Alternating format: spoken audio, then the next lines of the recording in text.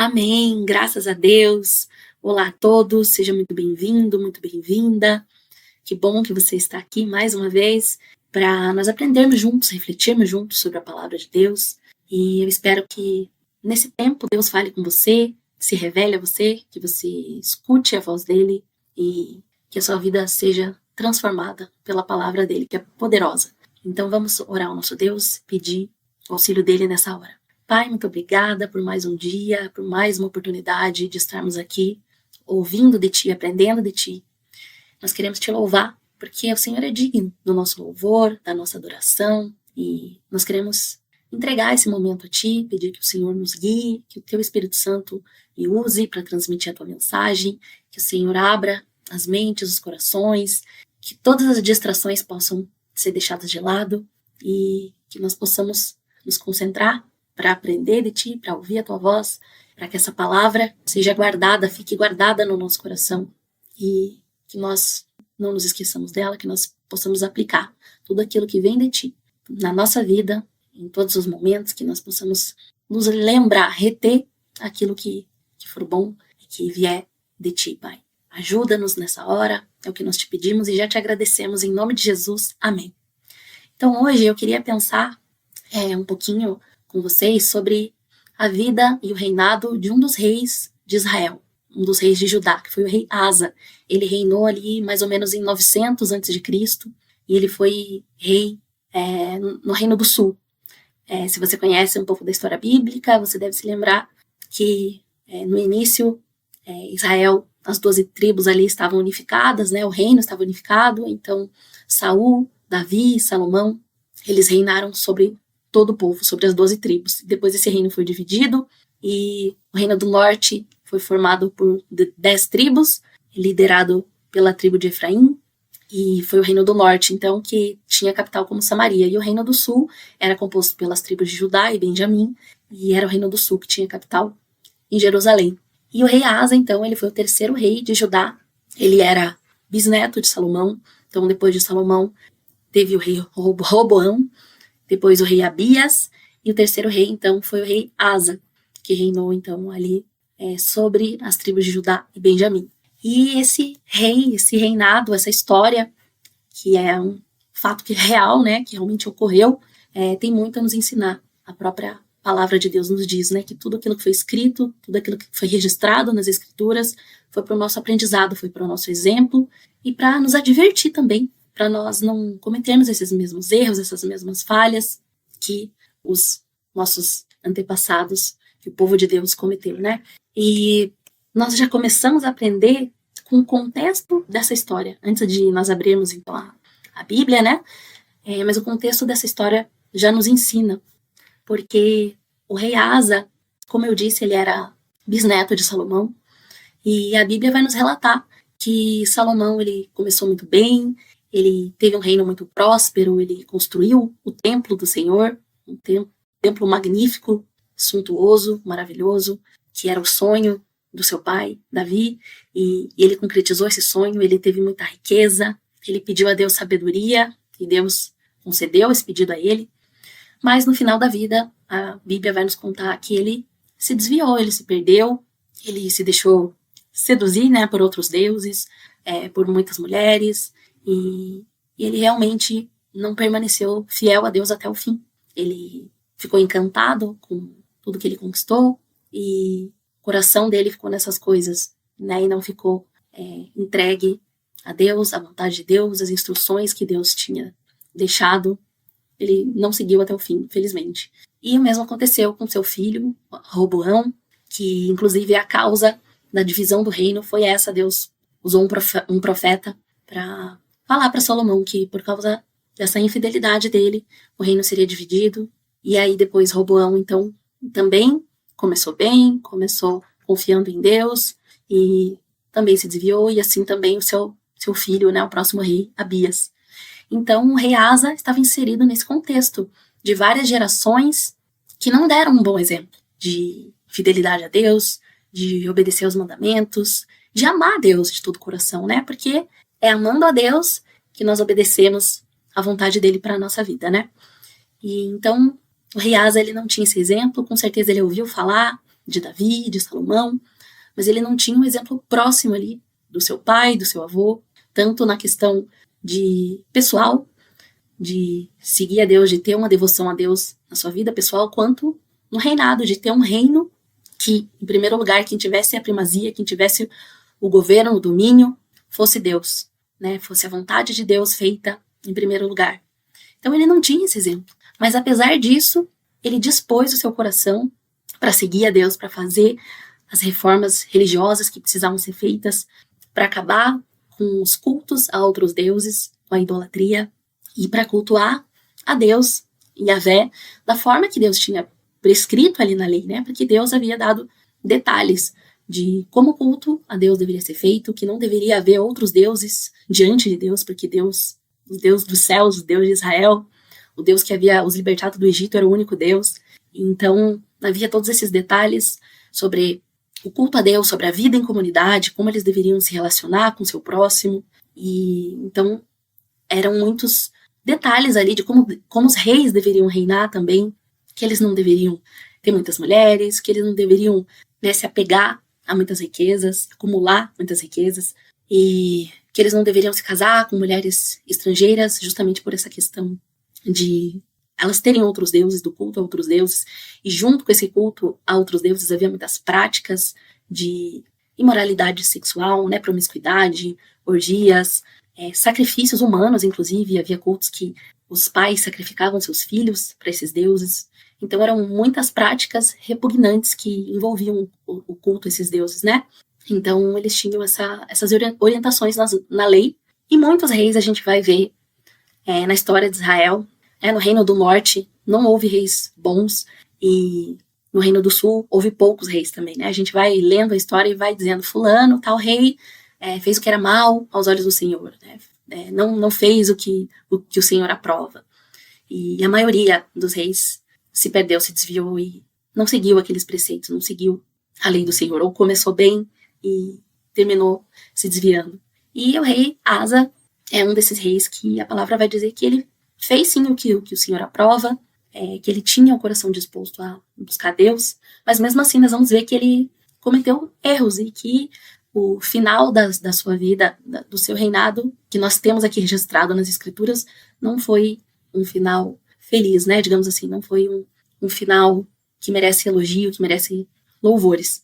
Mas o que eu queria chamar a atenção, então, nesse primeiro momento, esse primeiro ponto, é que apesar desse contexto, apesar desse passado, apesar desse mau exemplo, Deus foi misericordioso com o rei Asa, Deus manifestou a sua graça, Deus se compadeceu dele, se revelou a ele e transformou essa realidade que não tinha nenhuma perspectiva, né? Porque a gente via gerações ali, primeiro Salomão, depois Roboão, depois Abias, gerações ali que estavam vivendo longe de Deus, que estavam cometendo práticas que os levavam a ser condenados por Deus, porque Deus já havia prometido isso, que se eles seguissem as leis do Senhor, fizessem o que era bom, o que era correto, o que era justo, eles teriam paz, eles teriam prosperidade, segurança, eles teriam a posse da terra que o Senhor tinha prometido a eles, eles teriam fartura nas colheitas, eles teriam livramento de doenças. E Deus, então, havia prometido todas essas bênçãos materiais, terrenas, né? Porque, como nós já falamos, o Senhor usa essas realidades terrenas, físicas, materiais, para nos ensinar também verdades espirituais, né? Mas ele havia prometido tudo isso e também havia dito que, ao contrário, se eles desobedecessem, se eles não levassem em conta a lei de Deus, os decretos de Deus, as instruções e orientações do Senhor, eles teriam maldições, eles teriam doenças, eles seriam perseguidos por outros povos, eles não teriam fartura nas colheitas, e é o que realmente a gente vê acontecendo na história. O povo se afasta de Deus, recebe as consequências ali por isso, e então se arrepende, se volta para Deus, e Deus restaura o povo. Então a gente vê isso acontecendo muitas vezes. Mas o que me chama a atenção aqui no caso do rei Asa é que as circunstâncias não eram favoráveis para que isso acontecesse, porque ele não tinha nenhum exemplo, nenhuma referência.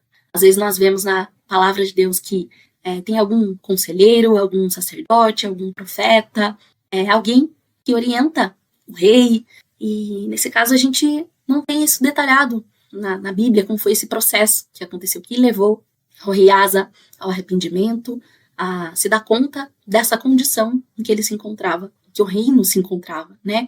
Que aqueles tempos de guerra, de divisões, conspirações, rivalidades, que tudo aquilo era consequência da desobediência a Deus. Mas, de alguma forma, Deus se revela a ele, Deus fala com ele e ele se dá conta dessa condição. E ele se arrepende. E o reinado dele já começa assim, com esse propósito, com esse compromisso de acabar com a idolatria, de restaurar o culto ao Senhor, de ser fiel, de se dispor a buscar o Senhor e que esse reino, que esse reinado fosse dirigido, guiado em primeiro lugar pelo Senhor, pela vontade do Senhor, pelos preceitos de Deus. Então essa história do rei Asa, ela está relatada na palavra de Deus na Escritura, lá no primeiro livro dos Reis, no capítulo 9, dos versículos 15 a 24, e também no segundo livro das Crônicas, nos capítulos 14 a 16. Então a gente vai ouvir agora um trechinho do capítulo 14, do segundo livro das Crônicas, dos versículos 1 ao 6. Abias descansou com os seus antepassados e foi sepultado na cidade de Davi. Seu filho Asa foi o seu sucessor, e em seu reinado o país esteve em paz durante 10 anos. Asa fez o que o Senhor, o seu Deus, aprova. Retirou os altares dos deuses estrangeiros e os altares idólatras que havia nos montes, despedaçou as colunas sagradas e derrubou os postes sagrados. Ordenou ao povo de Judá que buscasse o Senhor, o Deus dos seus antepassados, e que obedecesse às leis e aos mandamentos dele. Retirou os altares idólatras e os altares de incenso de todas as cidades de Judá, e o reino esteve em paz durante o seu governo. Também construiu cidades fortificadas em Judá, aproveitando esse período de paz. Ninguém entrou em guerra contra ele durante aqueles anos, pois o Senhor lhe deu descanso. Amém, glória a Deus. Aqui a gente tem então o começo da história do rei Asa, do reinado dele, e o que eu queria propor, a gente não vai, claro, ler todos os capítulos e versículos aqui, mas o que eu queria propor então é que a gente pensasse no que essa história nos ensina sobre Deus e sobre nós, quem Deus é e qual a nossa resposta, qual a nossa reação diante disso, diante de quem Deus é. E diante do que ele nos diz, diante do que ele nos promete, diante do que ele nos pede.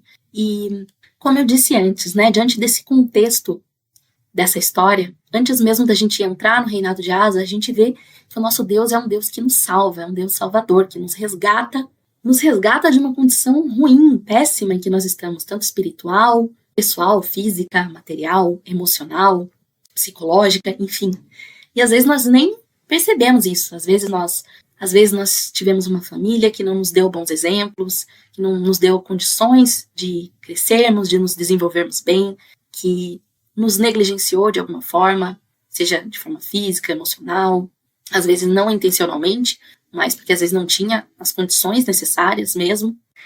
E às vezes essa situação nos leva a maus hábitos, a vícios, situações das quais a gente não consegue se libertar, crenças, conceitos errados, preconceitos. Às vezes também, mesmo a gente tendo bons exemplos da nossa família, bons conselhos, todo o cuidado, todo o amor, todo o carinho, a gente se perde, a gente faz as coisas da nossa própria maneira e depois não consegue, né, voltar atrás. E às vezes a gente tem um temperamento, um gênio difícil, maus comportamentos que a gente não consegue mudar. E se a gente começa de alguma forma a ter autoridade sobre outras pessoas, influência, né, hoje em dia com a internet é tão fácil a gente influenciar muitas vezes outras pessoas para o bem ou para o mal, mas se a gente começa a ter esse poder, a gente também afeta outras pessoas de forma negativa, a gente influencia com esses maus comportamentos outras pessoas a serem como nós. E isso é uma coisa muito séria, né? Mas Deus, que é gracioso, misericordioso, ele vem para nos salvar, para nos resgatar dessa condição. O Senhor Jesus vai dizer que ele veio para salvar o que se havia perdido, né? O que se desviou do caminho. E ele faz isso, então, nos convidando para fazer parte do seu reino. E o seu reino não é um reino terreno, um reino exterior, um reino político, mas nós passamos a fazer parte desse reino quando nós nos rendemos ao senhorio de Cristo, quando essa lei do Senhor, os mandamentos, a vontade de Deus, a palavra vai dizer assim, que ela é escrita no nosso coração, que a nossa consciência, os nossos pensamentos são transformados para a gente compreender o que é certo, o que é errado, o que é bom e o que é mal, porque até isso fica distorcido quando a gente se afasta de Deus. A gente não sabe mais o que é bom, a gente não sabe mais o que é justo, o nosso senso de justiça é corrompido e é distorcido. Quando a gente passa a fazer parte desse reino, então essa lei do Senhor é escrita nos nossos corações e a gente deseja fazer a vontade de Deus, a gente compreende vai compreendendo qual é essa vontade. Então, o Senhor, Jesus Cristo, ele domina, ele governa sobre nós. Ele governa o nosso coração, a nossa mente e a nossa vida. Então, nós somos libertos do nosso passado. A gente ouve muito esses ditados, né? Tal mãe, tal filha, ou pau que nasce torto, morre torto, e esses ditados nesse sentido, né? De que a gente é de uma determinada forma e a gente não pode mudar, porque nosso pai era assim, a nossa mãe era assim, e a gente estaria preso e condenado a ser dessa forma também. E o Senhor Jesus vai nos mostrar outra coisa. Nosso Deus, que é o Deus de Israel, que é o Deus Pai do nosso Senhor Jesus Cristo, que é o mesmo ontem, hoje e sempre. É isso que ele vai nos dizer, que nós não estamos condenados a viver dessa forma. Então, nós somos libertos do nosso passado quando nós aceitamos essa salvação que vem de Deus, esse perdão que vem de Deus. E nos arrependemos daquilo que nós temos feito, que não agrada ao Senhor. E voltando, então, aqui para o nosso rei Asa, a gente vê que essa mudança de mente, mudança de pensamento, esse arrependimento, essa aceitação, então, do perdão, da salvação do Senhor, isso vai gerar frutos, isso vai gerar mudanças, atitudes práticas, concretas. Então ele vai retirar os altares dos deuses estrangeiros, os altares idólatras, vai quebrar as colunas sagradas, tudo aquilo que não fazia parte do culto a Yahvé, ao Senhor, Deus de Israel, ele vai destruir, ele vai retirar, e ele vai ordenar ao povo, então, que busque ao Senhor Deus, o Deus dos antepassados, que eles seguissem a esse Deus, só a esse Deus, e buscassem obedecer as leis e os mandamentos dele. Então, sempre é algo que vem da mente, que vem do coração, mas que está traduzido, concretizado em atitudes práticas, né? E a palavra vai dizer que durante 10 anos o reino teve paz, plena paz, que essa paz veio do Senhor, e diante dessa atitude do povo, e dele também, do rei, né? De buscar o Senhor, de obedecer aos seus mandamentos, de acabar com a idolatria, o Senhor promoveu essa paz durante esses 10 anos, e promoveu, então, propiciou esse ambiente para que o reino se fortalecesse, para que eles construíssem ali as defesas da cidade, para que eles fortalecessem o exército. Então, durante aquele tempo, eles tiveram a prosperidade, a tranquilidade que Deus proporcionou para eles. E na nossa vida com Deus também é assim, né? Deus também nos dá esses momentos de calmaria, de paz, de tranquilidade, de bonança, né? Ele nos dá bênçãos materiais, nos dá muitas vezes uma família, um casamento, filhos, nos dá uma boa condição financeira. Tem momentos em que tudo vai bem e que a gente deve aproveitar então para nos fortalecer espiritualmente, emocionalmente e para nos prepararmos, né? Porque a gente sabe, como a gente vai ver aqui também nessa história, que a gente tem lutas, a gente tem dificuldades e a gente tem oposição e mais cedo ou mais tarde elas vão aparecer na nossa vida. Mas nós devemos então ser gratos e honrar a Deus por aquilo que nós temos, que nós recebemos dele, porque tudo que nós temos e tudo que nós somos vem dele. Então nós devemos reconhecer e dar toda a honra e toda a glória a ele por tudo que nós temos e alcançamos e conquistamos, né? Continuando então a história, a palavra vai dizer que depois desses 10 anos de paz, apareceu um etíope, um general etíope chamado Zerá, que se colocou contra eles, contra Judá. Marchou contra eles com um exército de 1 milhão de soldados. E a Bíblia vai contar que, enquanto o exército etíope tinha 1 milhão de soldados, o exército de Judá tinha 500 mil soldados, 580 mil soldados. Então, praticamente a metade. Então, humanamente falando, eles não tinham condições de vencer essa batalha, que eles não buscaram, né, que eles não procuraram. A Bíblia não dá muitos detalhes de como foi isso, mas mostra que a iniciativa foi dos etíopes, né, do povo etíope, desse homem chamado Zerá. E as escrituras vão relatar, então, que eles não se acovardaram, né? Que Judá não se acovardou, apesar de eles terem um exército menor, eles se colocaram em posição de combate. Mas eles clamaram a Deus, eles pediram socorro, ajuda, o auxílio de Deus. E olha só o que o rei Asa, a oração que ele vai fazer a Deus. Isso está lá no versículo 11 de 2 Crônicas, capítulo 14. Diz assim: Então Asa clamou ao Senhor, o seu Deus: Senhor, não há ninguém como tu para ajudar os fracos contra os poderosos. Ajuda-nos, ó Senhor, ó nosso Deus, pois em ti pomos nossa confiança. E em teu nome viemos contra este imenso exército. Ó Senhor, tu és o nosso Deus, não deixes o homem prevalecer contra ti. A gente pode perceber, então, por essa oração, por essas palavras do rei Asa, a devoção dele a Deus, o conhecimento que ele tinha de Deus, que ele tinha, de fato, esse relacionamento, né? A gente pode perceber aqui vários atributos de Deus que ele reconhece. Por exemplo, ele vai dizer, Senhor, não há ninguém como tu, né? Não há ninguém além de ti. Então ele reconhece que o Senhor é o único Deus, é um Deus inigualável, incomparável. Deus também é um Deus ajudador, que ajuda o fraco contra os poderosos. Então é um Deus que socorre, que ampara, que ajuda, que auxilia. É um Deus justo, porque a gente vê que seria uma luta injusta, né? Uma guerra que eles não procuraram e eles eram mais fracos, né? Tinham um exército menor e sem a ajuda de Deus eles perderiam. Então é um Deus justo, um Deus fiel. Ele vai dizer, em ti pomos nossa confiança, em teu nome nós viemos contra esse imenso exército. Então, porque o Senhor é fiel, que o Senhor cumpre as suas promessas. E também que o Senhor é forte, que o Senhor é poderoso, é capaz de prestar esse auxílio, né? Não adianta, muitas vezes a gente quer ajudar, mas a gente não tem a capacidade, a gente não tem os meios, os recursos, né? Mas Deus sim, Deus é todo poderoso, Deus poderia, né, socorrê-los ali nessa situação. E eles tiveram, então, a palavra vai dizer que Deus derrotou o exército etíope. Eles tiveram uma grande vitória, apesar do exército deles ser em número menor, mas eles derrotaram aquele povo, aquele exército etíope, eles saquearam as cidades, venceram aquela batalha, mas porque Deus é quem lutava por eles, né? A gente vê, então, que Deus restaurou a paz àquele reino. Pela obra de Deus, pela mão de Deus, a paz voltou a imperar ali. E a Bíblia vai dizer que o rei Asa reinou durante 41 anos em Judá. E durante 35 anos houve paz, porque o povo, o rei, todos buscaram a Deus e buscaram fazer a vontade de Deus, obedecer a Deus. Continuando, então, depois desse episódio, a gente vai ver que Deus vai levantar um profeta. Isso está lá no segundo livro das Crônicas, no capítulo 15, e ele vai ao encontro do rei. E ele vai dizer assim, no versículo 2, escutem-me, Asa e todo o povo de Judá e de Benjamim.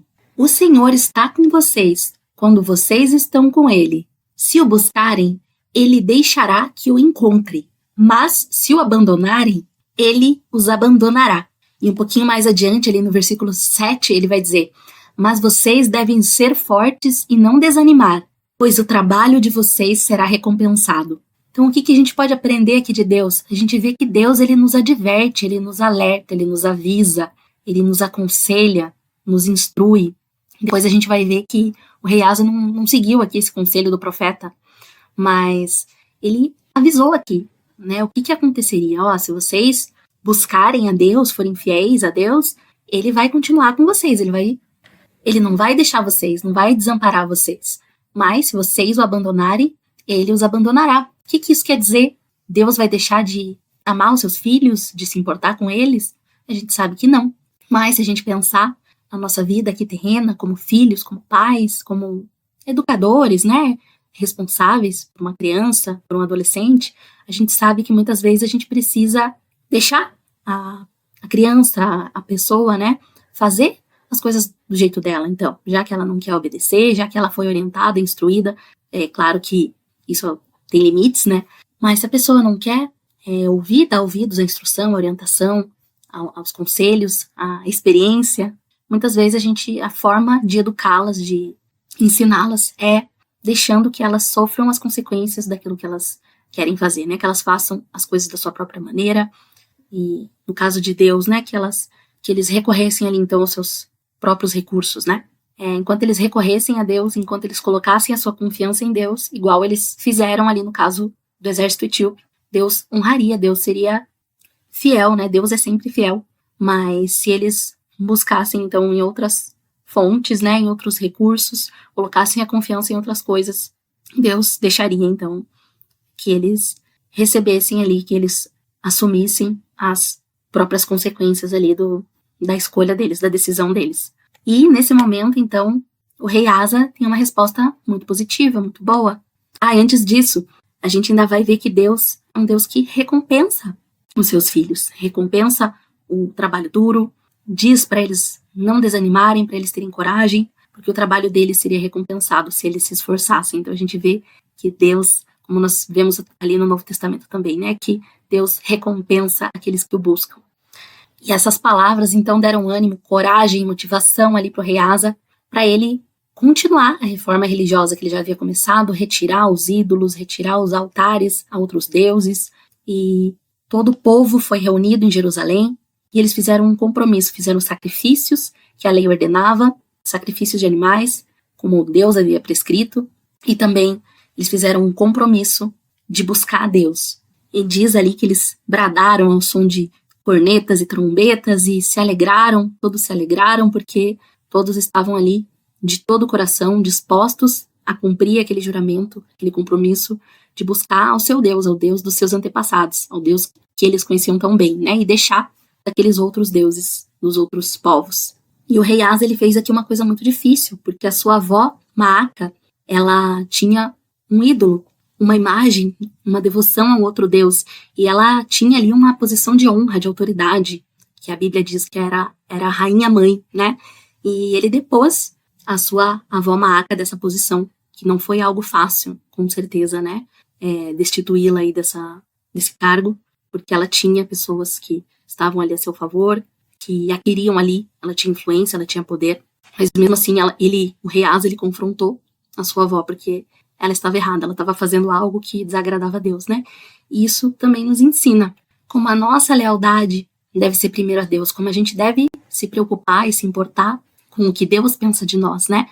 A gente vê, como eu disse ali no começo, né, que no livro das crônicas, no livro dos reis, na escritura sagrada, o sucesso ou o fracasso de um reino ou de um rei era medido pelo fato dele seguir ou não a Deus, dele obedecer ou não a Deus, dele fazer o que era reto, o que era justo, ou ele ser aprovado diante de Deus, e não diante dos homens, diante do povo, das autoridades, porque muitas vezes a gente se deixa enganar, né, porque a gente tem a aprovação de alguém que a gente respeita, que a gente ama, a gente acha que aquilo também é bom diante de Deus, né, sem examinar a palavra, sem investigar, buscar entender o que Deus espera de nós naquela determinada área, né, pra gente trazer para os dias de hoje, é isso, é a gente deixar de lado, a gente destruir, a gente derrubar tudo aquilo que a gente coloca na frente de Deus na nossa vida, né, que é mais importante, que toma mais o nosso tempo, que muitas vezes nos dá mais prazer, que nos alegra mais,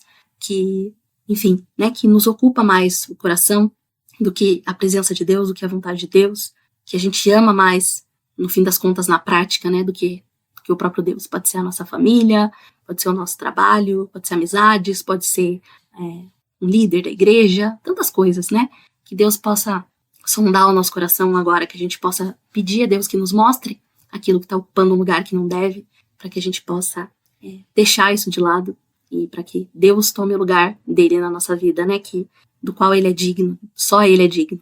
E a gente vê que é isso que Asa faz no seu reino, né, nesse momento ele acaba com essa idolatria e isso tem um preço muito alto e pra gente muitas vezes também vai ter esse preço. E é isso que o Senhor Jesus também nos ensina, né, quando ele fala pra gente negar a nós mesmos, para nós negarmos a nós mesmos, tomarmos a nossa cruz e o seguirmos. É isso que quer dizer, né, que envolve sacrifício, que envolve morte, né, da nossa vontade, do nosso querer, dos nossos sonhos, muitas vezes, daquilo que a gente acha que é bom e correto, para fazer aquilo que Deus espera de nós em um determinado momento, né, pra gente ser fiel. E outra coisa que a gente vai ver aqui também, que depois vai ter a sua importância, a gente vai ver um contraste aqui, que vai dizer, a palavra vai dizer que o rei Asa trouxe a prata, o ouro e os utensílios que haviam sido consagrados a Deus, que pertenciam ao templo de Deus, ele restituiu, né, devolveu ao seu lugar, né, ao templo, esses objetos sagrados. E tudo isso aconteceu no 15º ano do reinado do rei Asa. E depois disso a gente não tem mais os detalhes do que aconteceu até o 36º ano do reinado de Asa. Então a gente tem aí mais de 20 anos que a gente não tem o relato bíblico dos acontecimentos, dos detalhes desse reinado. Mas a gente vai ver que nesse 36º ano o rei Asa já estava totalmente diferente, já era uma pessoa totalmente diversa, né, daquele rei que a gente viu ali, dedicado e com um coração disposto a buscar a Deus e também guiar o povo, né, nessa busca por obedecer a Deus, conhecer e obedecer a Deus. Porque a gente vai ver, acontece algo muito semelhante com o que havia acontecido lá com o exército etíope, né? Só que agora é o próprio rei Baasa, que é o rei de Israel, do Reino do Norte, que invade o território de Judá e fortifica, né, constrói uma fortaleza militar na cidade de Ramá. E ele faz isso com o objetivo de sitiar a cidade, de cercar, para que ninguém pudesse nem sair nem entrar. Então a gente vê aí tanto uma ameaça militar quanto um bloqueio ali econômico, porque por essa cidade de Ramá passavam as 2 vias, né, que abasteciam Jerusalém. Então não ia ser possível chegar também os suprimentos ali para abastecer a cidade. E o que o rei Asa então vai fazer diante disso?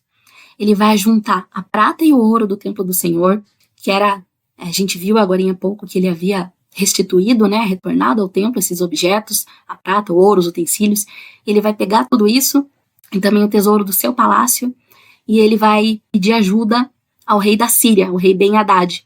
E ele vai oferecer, então, esses tesouros como uma espécie de suborno, né, porque o rei da Síria, ele tinha um acordo, uma aliança com o rei de Israel, e o rei Asa vai dizer assim, não, ó, rompe esse acordo que você tem com o reino do norte, traia o rei Baasa e fique do meu lado e nos ajude aqui contra ele. E em troca, eu te dou, né, prata e ouro.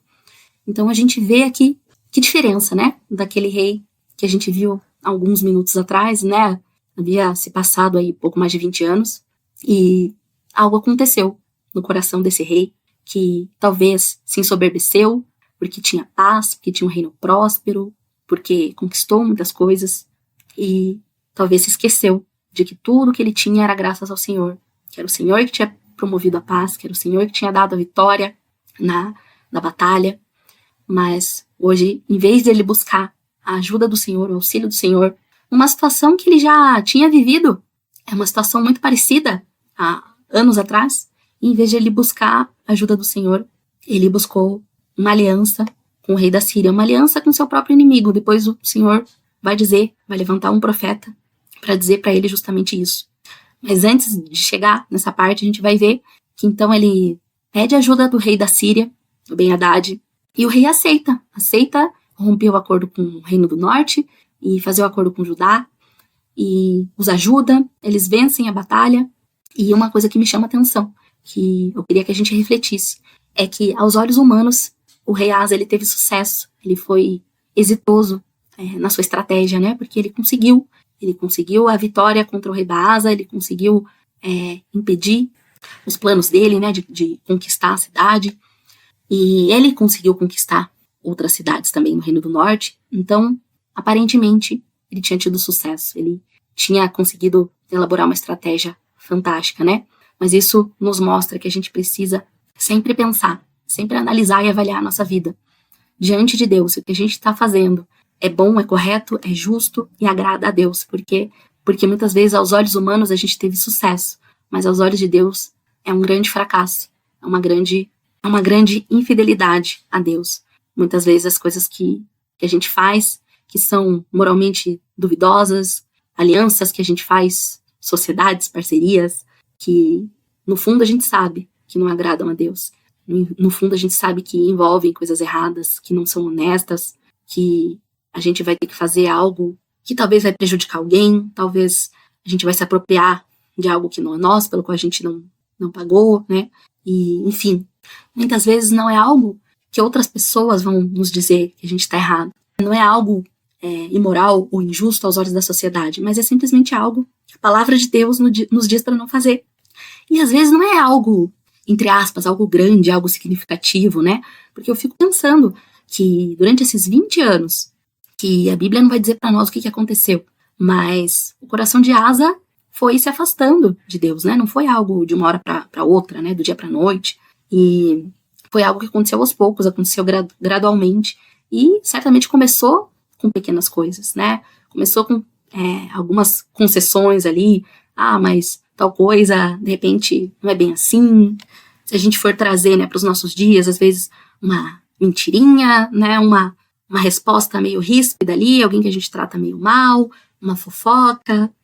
E aos poucos a gente vai fazendo essas coisas que são contrárias ao que a palavra do Senhor nos orienta e que a gente sabe, no fundo a gente sabe, mas a gente pensa que foi só essa vez, foi só hoje.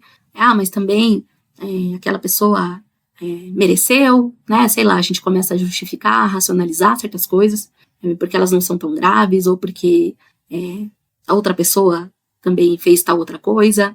E isso, aos poucos, vai nos afastando, porque a gente sabe que Deus não tolera o pecado sem o arrependimento, né? Porque a gente falha, a gente erra, a gente peca, mas a gente deve confessar os nossos pecados e nos arrepender. E aí sim a palavra vai dizer que Deus é justo e fiel para perdoar e nos purificar de todo o nosso pecado. Mas se a gente não se arrepender, se a gente não confessar, se a gente começar a justificar os nossos erros, as nossas falhas e passar pano, né, para nós mesmos, a gente não vai ter o perdão e a gente não vai ter a restauração. E o mais sério de tudo isso é que Deus, mais uma vez, ele vai levantar um profeta para falar com o rei Asa. Assim como ele advertiu o rei antes que ele pecasse, antes que ele falhasse e se afastasse de Deus e fizesse aquilo que a gente está vendo aqui, né? Buscasse ajuda no seu inimigo, em vez de buscar a ajuda do próprio Deus. Deus também vai levantar esse profeta depois que ele pecou para exortá-lo, né? Para corrigi-lo, né? Isso também é uma coisa que a gente aprende sobre Deus, que Deus nos educa, nos disciplina, nos corrige, nos repreende para o nosso bem, assim como os nossos pais fizeram conosco, né, os responsáveis por nós, professores, enfim, quando nós éramos crianças, adolescentes, eles nos corrigiam, nos ensinavam, nos disciplinavam, e às vezes de forma equivocada, de forma desproporcional, mas não é o caso de Deus, né? Sempre quando Deus nos disciplina e nos corrige, sempre tem uma boa razão, uma razão correta e justa, e ele o faz também de uma forma correta, justa, proporcional, para o nosso bem, para nos ajudar, para nos fortalecer, para que a gente se arrependa e mude de caminho, né? Mude de rota, volte pro caminho correto. Só que o rei Asa, ele não vai fazer isso. Ele não vai dar ouvidos ao profeta. A gente vai ver aqui no segundo livro das Crônicas, no capítulo 16, versículo 7, vai dizer assim, né? O profeta Anani vai dizer assim pro rei Asa: por você ter pedido ajuda ao rei da Síria e não ao Senhor, ao seu Deus, o exército do rei da Síria escapou de suas mãos. Então a gente vê que esse povo da Síria, ele vai se levantar contra o povo de Israel, de Judá, em outros momentos. E o Senhor tinha algo muito melhor, né? O Senhor tinha o plano, o propósito de entregar esse exército naquele momento ali para o rei Asa. Mas em vez disso, ele se aliou com o próprio inimigo, que ia se revelar, né, depois como inimigo em muitas outras ocasiões, como adversário. E o profeta também disse que dali em diante aquele reino não teria mais paz, né? Que eles teriam que enfrentar muitas guerras. Só que a reação do rei Asa foi muito diferente da outra vez, né? A palavra vai dizer que ele se irritou, ele se indignou contra o profeta, mandou prendê-lo e ainda oprimiu o povo. Oprimiu aqueles que provavelmente estavam a favor, né? Que entendiam que aquele profeta era um profeta de Deus. Então ele mandou prender o profeta e oprimiu o povo. Então a gente já vê a diferença da dureza de coração, né? Eu me lembro, lendo essa passagem, do rei Davi, né, quando ele foi repreendido pelo adultério lá com Batseba, que o profeta Natan veio até ele, contou uma história e depois falou, né, que aquela parábola, aquela história, na verdade, se referia ao próprio rei, e o rei se arrepende, o rei chora, lamenta, e temos vários salmos aí que retratam, né, esse arrependimento do rei Davi. E aqui é bem diferente, né, o rei Asa permanece com o coração duro, sem arrependimento, e maltrata o profeta de Deus, maltrata o povo. E a gente vai ver que no final da vida dele, ele vai ter uma doença nos pés, né, a palavra vai dizer. E mesmo assim, mesmo ele ficando doente, ele não recorre a Deus. A palavra vai falar que ele confia nos médicos, né, não que a gente não possa recorrer a médicos, a recorrer aos recursos que a gente tem, terrenos, né, mas que a nossa confiança deve estar em primeiro lugar a Deus, né, que é Deus quem usa os médicos, é Deus quem usa os profissionais, é Deus quem nos dá os recursos, que nos dá a sabedoria. Mas ele confiou nos médicos, né? E alguns estudiosos vão dizer que também poderiam ser curandeiros, né? Poderia ter algo espiritual ali, né? De ídolos, de feiticeiros, de coisas que não agradavam a Deus, né? Métodos ali que não estavam de acordo com a lei de Deus, né? Que a lei de Deus reprova. Então, o final que nós temos retratado aqui na Bíblia do rei Asa é um final muito triste, porque ele não demonstra arrependimento, ele não demonstra no final da vida que ele continuava confiando no Senhor, que ele continuava fiel ao Senhor e guiando também o povo, né, a ser fiel e a seguir a Deus e a obedecer às leis de Deus. Mas o que eu queria que você principalmente levasse dessa história, primeiro fica esse alerta, né? Pra gente não confiar, porque a gente tá há muito tempo na igreja, porque a gente já conhece a Deus há muito tempo, porque Deus já fez muita coisa na nossa vida, muitos milagres, muitas maravilhas, já nos abençoou de muitas formas, a gente já passou talvez por muitas coisas, na caminhada com Deus, na presença de Deus, e a gente já teve muitas vitórias. Que bom, né? Graças a Deus, Deus seja louvado. A gente tem muitos motivos para agradecer, para louvar e glorificar a Deus. Mas a gente não pode se confiar nisso, porque imagina esse rei, depois de 35 anos de paz, né? De um reinado que, claro, como eu disse, não começou ali, naquele momento, né? Ao longo desses anos, algumas coisas foram acontecendo para que culminasse nessa infidelidade, né, a Deus, nesse afastamento, nessa completa dureza de coração. Mas foi um reinado que, o resumo dele, né, é que ele fez o que era reto aos olhos do Senhor. Ele foi, na maior parte da sua vida, fiel, temente a Deus, fez aquilo que agrada a Deus. Mas o final que nós vemos aqui é de alguém que falha, que cai, que se perde, assim como seus pais. E a gente não quer esse final, né? A gente quer começar bem e terminar bem. E a gente só vai conseguir isso se a gente buscar a Deus, pela graça de Deus, se a gente for humilde, se a gente reconhecer a nossa dependência, se a gente reconhecer os nossos pecados, se a gente buscar bons conselhos de pessoas maduras, né, de pessoas que também temam a Deus, porque não adianta a gente buscar também conselhos com pessoas erradas, que não creem da mesma forma que nós, né, que não conhecem a palavra de Deus, que não seguem a Jesus. Então, para elas, não é importante, talvez, fazer aquilo que agrada ao Senhor, né, seguir o exemplo de Jesus. Mas, principalmente, o que eu queria que você guardasse é que o nosso Deus, o Deus de Israel, o Deus dos nossos pais, o Deus, talvez, daquele líder, daquele irmão, daquela irmã que a gente admira, que a gente respeita, que a gente se espelha nele, se espelha nela, o Deus, Pai do nosso Senhor Jesus Cristo, é o mesmo. Ele continua fiel, ele continua de braços abertos para nos receber, ele continua disposto a nos oferecer a sua paz. Ele é o Deus da paz, né? No Novo Testamento, o Senhor é descrito assim muitas vezes, que é o Deus da paz, que ele nos reconcilia consigo mesmo, porque nós pecamos, nós erramos, nós falhamos, nós estamos em dívida com Deus, e ele propicia o sacrifício, que é a morte do nosso Senhor Jesus Cristo na cruz, para pagar a nossa dívida. Tanto que a gente tem a oração do Pai Nosso, que o Senhor Jesus nos ensina, né? Perdoa as nossas dívidas, assim como nós perdoamos a quem nos deve.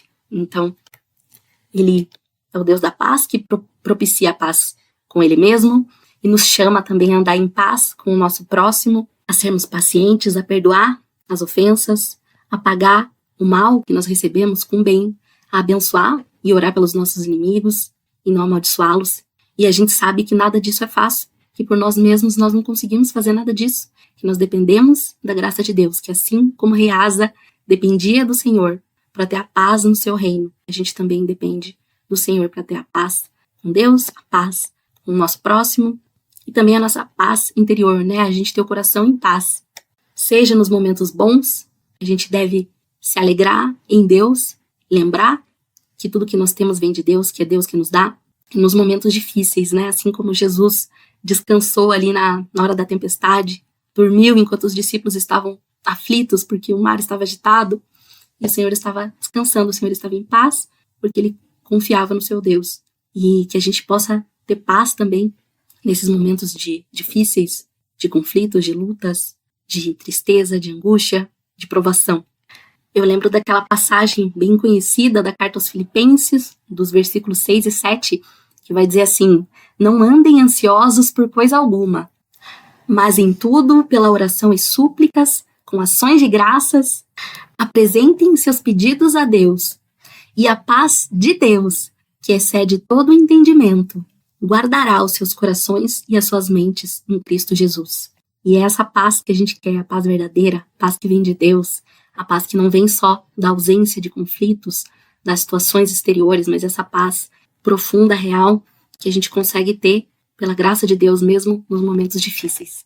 Que a gente possa lembrar desses atributos que nós vimos de Deus, que Ele é fiel, que Ele é justo, que Ele nos ajuda, nos ampara, que Ele também nos disciplina, nos corrige, nos alerta, que a gente possa estar atentos ao que o Senhor nos diz, a pessoas que Ele envia muitas vezes para nos aconselhar, para nos orientar, que muitas vezes nós estamos indo por um caminho errado e que a gente possa dar ouvidos aos conselhos, à repreensão, à correção de Deus. E se a gente não conseguir evitar pecar, se mesmo assim a gente falhar, a gente sabe que a gente tem um Deus que é justo e fiel para perdoar os nossos pecados se a gente se arrepender e se a gente pedir perdão e deixar aquela conduta, deixar aquela prática que não agrada a Deus, né? Então, era isso que eu tinha para compartilhar com vocês hoje. Que Deus abençoe a cada um. Espero que Deus tenha falado com você. Se você nunca entregou a sua vida ao Senhor Jesus Cristo, se esse Deus de quem nós falamos hoje, se você não conhece, se você nunca tinha ouvido falar de Deus nesses termos, se alguma dessas coisas é novidade para você, se você não entende, ou nunca pensou na religião, né, na sua devoção a Deus, como esse relacionamento pessoal, íntimo, fale com Deus agora, com suas palavras, ore, reconheça os seus pecados, reconheça que você tem errado, falhado, que você tem feito coisas que a sua consciência mesmo te diz que não são corretas, e peça o perdão de Deus, peça que Ele continue se revelando a você, que Ele fale com você, diga que você precisa desse sacrifício, desse pagamento dessa dívida que o Senhor Jesus oferece a quem crê. Diga ao Senhor que você crê, que você aceita Jesus como seu Senhor, como seu Salvador, que você quer ter a sua vida dirigida por Ele de agora em diante. E nós estamos aqui para responder as suas dúvidas, na medida que nós pudermos. Você pode mandar um e-mail para nós, que está na descrição do vídeo, se você está vendo pelo YouTube. Nossos cultos são às quintas-feiras, às 8 horas da noite. O link também está na descrição. E você pode também deixar o seu comentário. Vamos orar, então, para encerrar esse momento. Senhor, meu Deus, Senhor, nosso Deus, nosso Pai, muito obrigada pela Tua palavra. Que ela fique gravada nos nossos corações, aquilo que vem de Ti, e que ela possa dar muitos frutos para a Tua honra e para a Tua glória. Abençoa cada um, a cada família aqui representada. Uma ótima noite, de sono restaurador, reparador, um ótimo dia, na Tua bênção, na Tua presença, Pai, na Tua paz.